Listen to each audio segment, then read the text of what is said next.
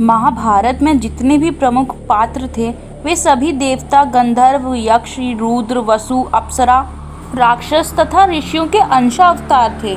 आज के इस वीडियो में हम आपको महाभारत के पात्रों के अवतार के बारे में बताने जा रहे हैं। वीडियो शुरू करने से पहले हमारे चैनल को सब्सक्राइब करें और बेल आइकन में ऑल वाला बटन ज़रूर दबाएं।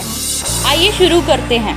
भगवान श्री कृष्ण 64 कला और अष्ट सिद्धियों के पूर्ण श्री कृष्ण भगवान विष्णु के अवतार माने जाते हैं। माना जाता है वे अपने पिछले जन्म में मनु थे। बलराम महाबली बलराम शेषनाग के अंश थे।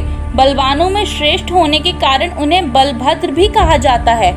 भीष्म कृष्ण के बाद भीष्म का नंबर आता है, जो महाभारत के प्रमुखों में से एक थे।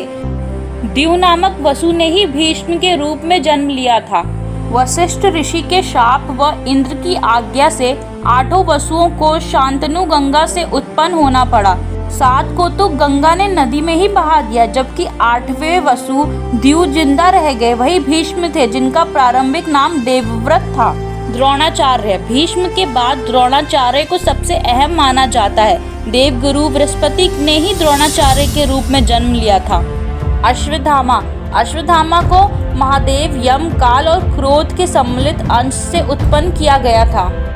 अर्जुन इनके धर्मपिता पांडु थे, लेकिन असल में वे इंद्र कुंती के पुत्र थे। देवराज इंद्र ने अर्जुन को बचाने के लिए कर्ण के कवच और कुंडल उनसे छल द्वारा छीन लिए थे। भीम को पवन पुत्र कहा जाता है। हनुमान जी भी पवन पुत्र ही थे। कहते हैं कि भीम में 10,000 हाथियों का बल था। भीम ने बलराम से गदा युद्ध सीखा था। भीम ने ही दुर्योधन और दुशासन सहित गांधारी के 100 पुत्रों को मारा था। द्रौपदी के अलावा भीम की पत्नी का नाम हिडिंबा था, जिससे भीम का परमवीर पुत्र घटोत्कच पैदा हुआ था। युधिष्ठिर धर्मराज कुंती के पुत्र थे।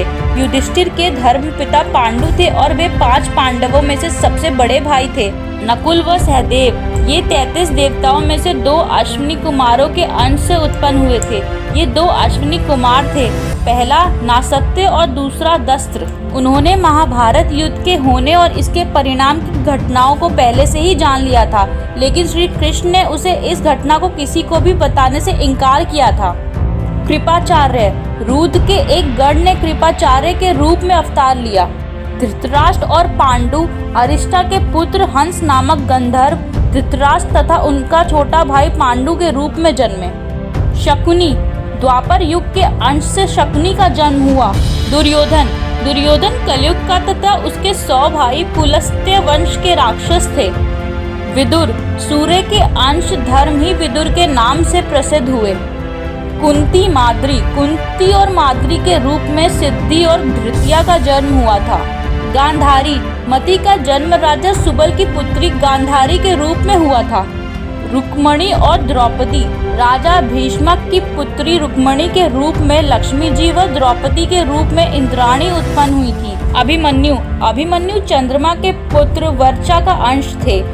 शिखंडी का जन्म राक्षस के अंश से हुआ था। कालनेमी दैत्य ने ही कंस का रूप धारण किया था। तो ये थे महाभारत के पात्रों के कुछ अवतार। आपको आज की वीडियो कैसी लगी है हमें कमेंट करके बताइए। अगर पसंद आई हो तो लाइक और शेयर करें, और जाते जाते हमारा चैनल सब्सक्राइब करना ना भूलें और बेल आइकन प्रेस करके ऑल बटन दबाएं।